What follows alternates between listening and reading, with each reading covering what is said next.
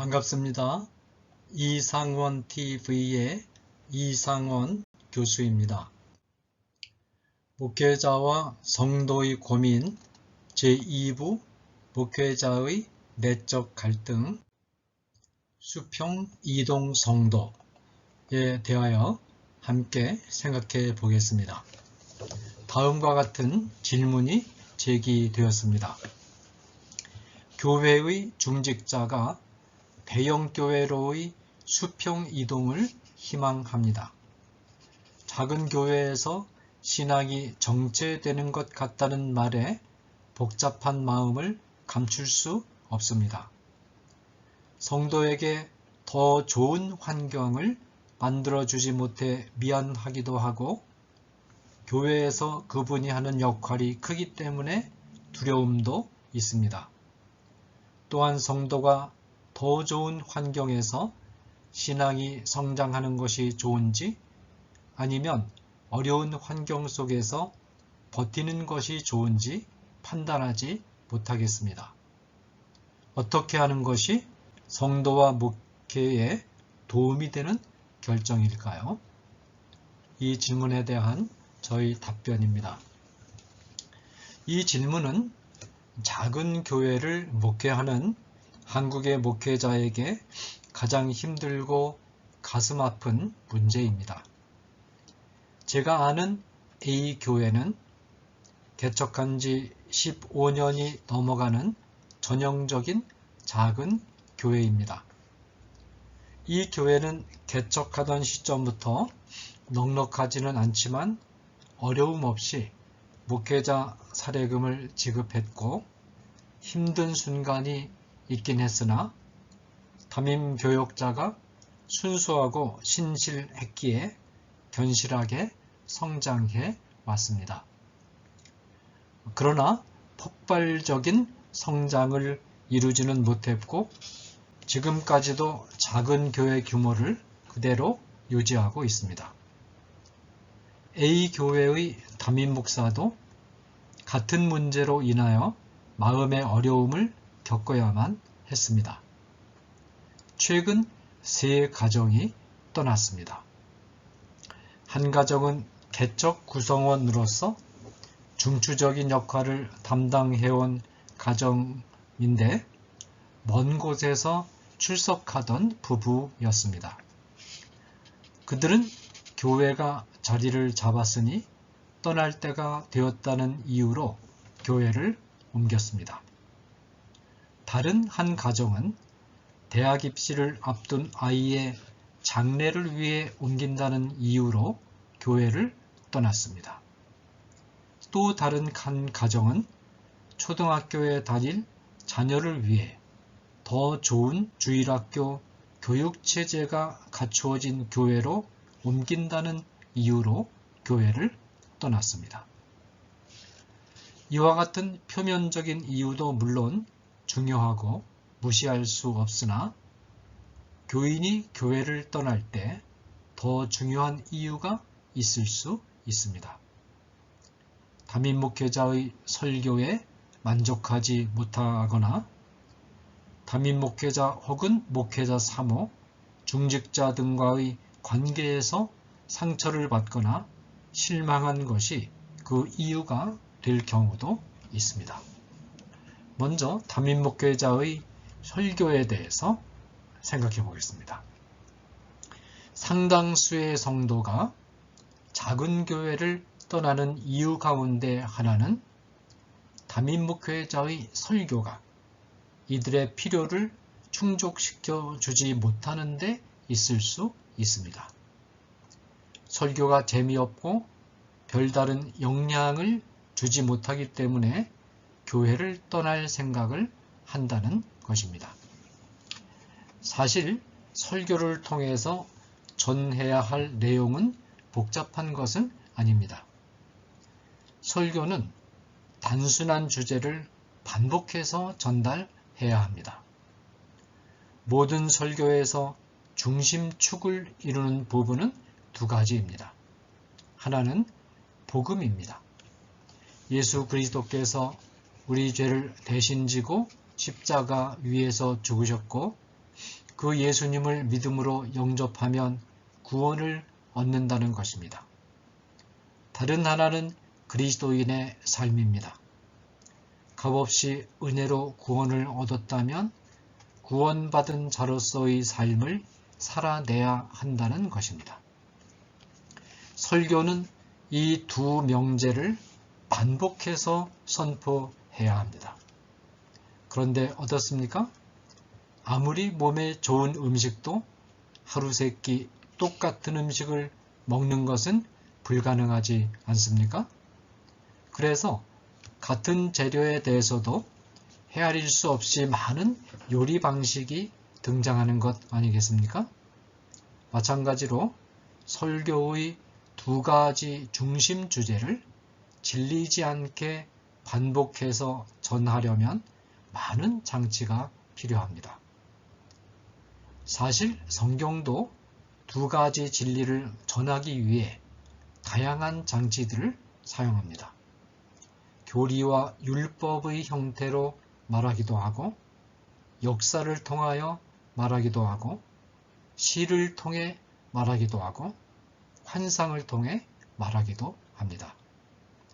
게다가 성경의 저자들마다 문체, 성향, 살아온 배경, 직업, 성격 등이 모두 다릅니다. 성경은 이처럼 다양한 장치들을 적극적으로 활용하면서 단순한 가르침들을 반복하여 전하고 있습니다. 설교자는 성경 본문이 지닌 이와 같은 다양한 장치를 세심하게 연구하여 이해한 후 그 이해한 결과를 설교에 반영할 수 있어야 합니다. 그러면 설교가 단순한 진리를 전하면서도 지루하지 않고 흥미있게 전달될 수 있을 것입니다. 그리고 성도들은 자연스레 다음 설교를 기다리게 될 것입니다. 중요한 것은 성도들이 담임 목사의 설교에 흥미를 느끼고 성경을 더 깊이 알아가고 있다는 보람을 느끼면 어지간해서는 교회를 떠나지 않는다는 것입니다. 그런데 솔직하게 말하면 작은 교회를 목양하는 목사의 설교 내용이 너무 빈약해서 성도들이 설교에 대한 흥미를 잃는 경우가 많습니다. 사실 이 문제는 작은 교회들만의 문제는 아닙니다. 게다가 요즘은 인터넷이 발달해 흥미를 끌 수 있는 명설교를 얼마든지 접할 수 있습니다. 개신교는 예전을 중시하는 로마 가톨릭교에 대항해서 말씀, 곧 설교의 중요성에 사활을 걸고 나온 분파입니다. 그러므로 개신교가 설교를 통하여 성도들의 마음을 얻는 데 실패하면 아무것도 남는 것이 없습니다. 유감스럽게도 많은 교회의 설교가 충분한 연구 없이 전달되고 있습니다. 또한 본문은 한두 군데 읽고 내용은 설교자 자신이 생각했던 것들로 채워 넣는 경우가 비일비재합니다. 자기가 가진 사상을 가지고는 청중을 사로잡을 수 없습니다. 준비 없이 설교자의 진지한 고민 없이 전달되는 설교는 영혼 속으로 파고 들어가지 못하고 그냥 귓전을 맴돌다가 날아가 버립니다. 이때 청중은 교회를 떠날 다른 구실을 찾다가 적절한 구실이 발견되면 그것을 기회 삼아 미련 없이 교회를 떠납니다. 자, 그 다음으로 구조적인 문제의 극복에 대해서 함께 생각해 보겠습니다. 작은 교회의 구조적인 문제가 목회자의 성경 연구를 방해하기도 합니다. 담임 목사 혼자 교회 안의 모든 예배 설교를 맡아야 하고 기타 행정 업무, 신방 업무까지 다 처리해야 하는 상황에서 깊이 있는 성경 연구를 위한 시간을 내는 것은 어려운 일입니다. 게다가 작은 교회의 경우 목사에게 주어지는 사례비가 너무 낮아 연구를 위한 주석서나 서적들을 사는 것도 쉬운 일이 아닙니다. 이런저런 이유로 성경 연구를 소홀히 하면 나중에는 성경을 연구할 마음도 연구하는 법도 잊어버리고 연구할 엄두가 나지 않고 또 귀찮아집니다. 너무나 많은 현장 목회자들이 동료 목회자들과 어울려 운동하고 여행하고 식사하고 노는 것은 기꺼이 해도 공부하는 것은 싫어합니다. 현장에서는 공부하는 것이 구태의연하게 느껴지고 목회에 별로 도움이 안 된다는 생각이 있는 것 같습니다. 누가 감히 담임 목사에게 공부하라고 훈계를 할 수 있겠습니까? 그러나 성경을 연구하지 않으면 목회자로서의 생명이 사실상 끝납니다. 많은 목회자가 이런 딜레마에 빠져 있습니다. 사력을 다해서 이 딜레마에서 벗어나야 합니다. 그래야 목회자 자신이 살 수 있습니다. 사력금이 모자라서 책을 살 형편이 안 되면 신학대학교 도서관을 정기적으로 방문해서 풍부한 자료의 도움을 받으면서 준비할 수 있습니다. 작은 교회의 목회자들은 상대적으로 시간을 자유롭게 낼 수 있으므로 마음만 있으면 얼마든지 도서관을 방문할 수 있습니다.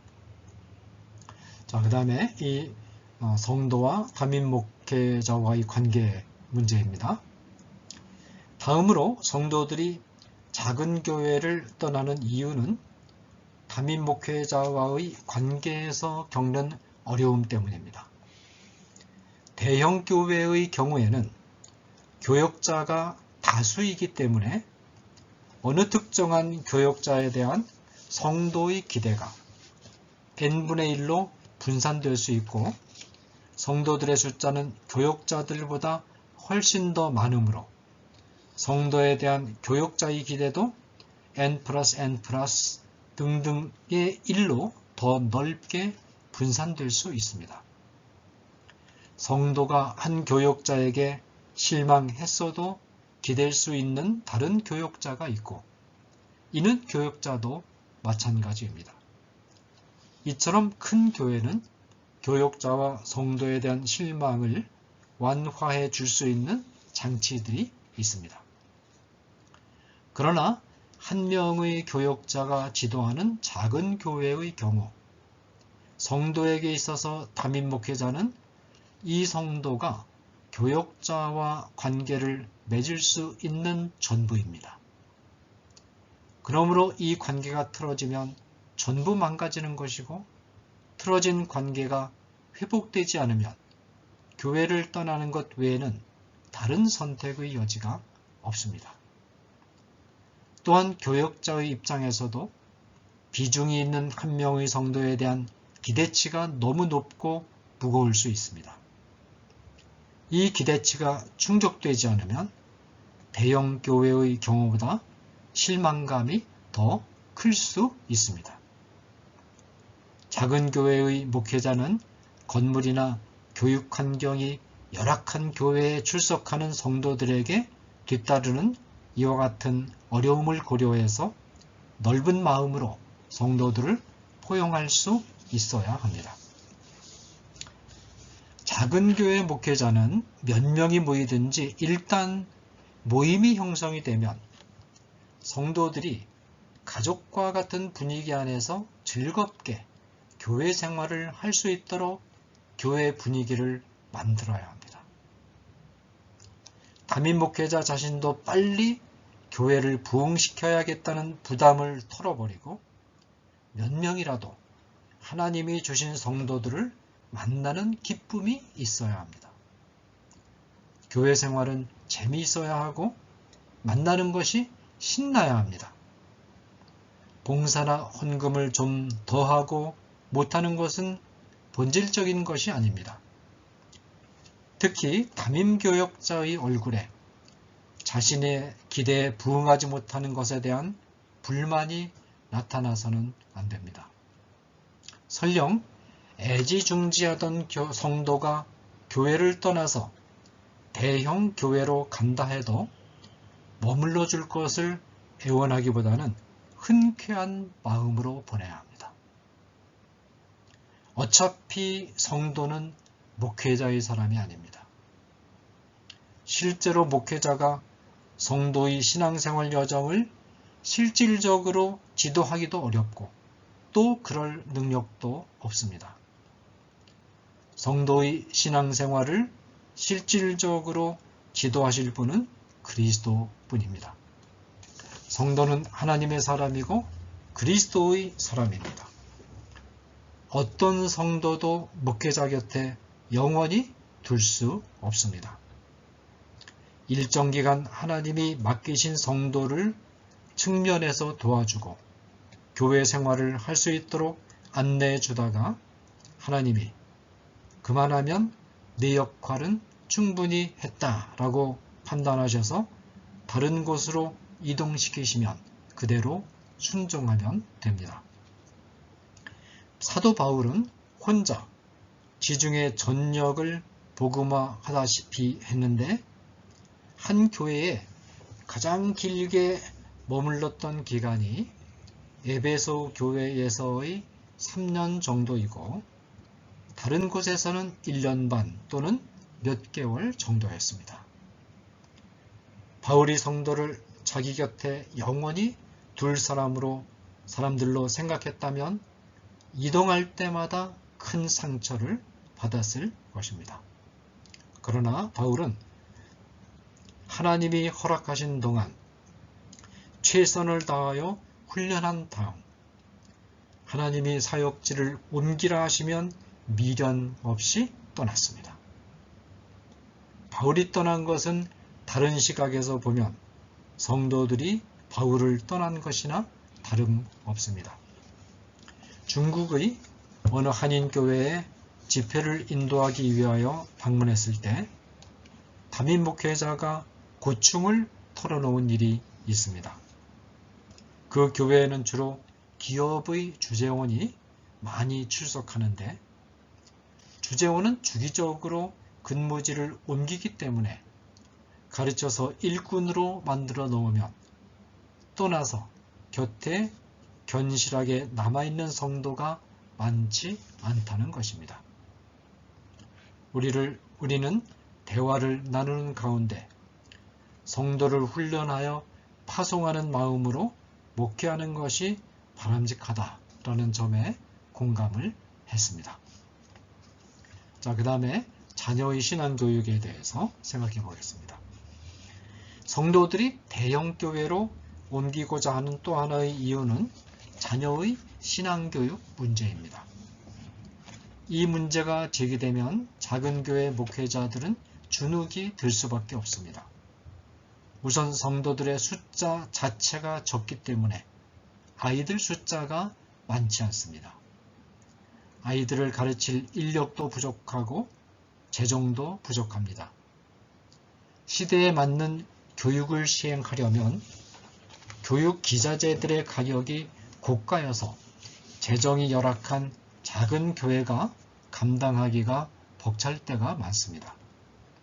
이런 상황에서 자녀에 대한 신앙교육이 제대로 이루어지지 않으면 성도는 주일학교 시스템이 잘 갖추어져 있는 교회로 옮기고 싶은 마음이 생기게 됩니다.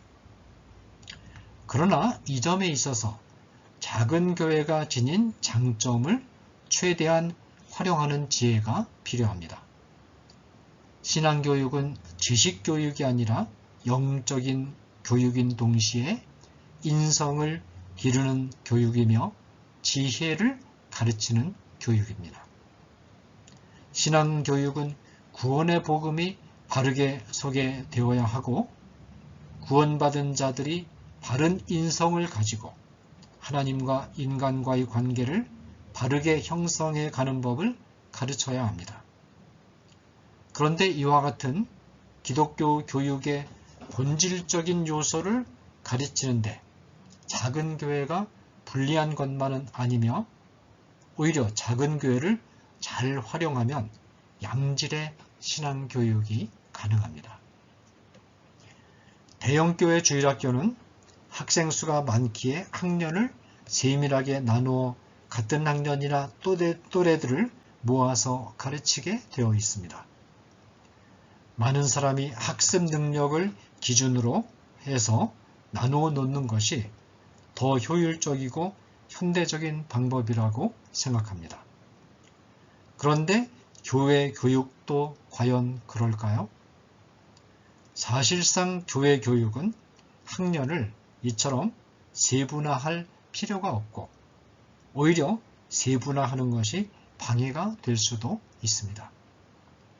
구원의 복음은 철학 이론과는 달리 유치원 아이들조차도 이해할 수 있을 만큼 단순하고 쉽기에 구태여 학년을 나누어 가르칠 필요가 없습니다. 어린아이나 어른이나 유치원 학생이나 박사학위 소지자나 극히 단순하고 명료하고 쉬운 복음을 듣고 구원을 받습니다. 그리스도인의 바른 삶에 관한 교육은 어떨까요? 이 교육도 또래 학습보다는 학년 구별을 철폐한 학습이 훨씬 좋습니다. 왜 그렇습니까? 바른 삶이란 곧 인간관계를 바르게 맺어가는 법을 가르치는 것인데 인간관계에서 또래와의 관계는 극히 일부에 지나지 않고 아랫사람과의 관계, 윗사람과의 관계도 매우 중요하기 때문입니다.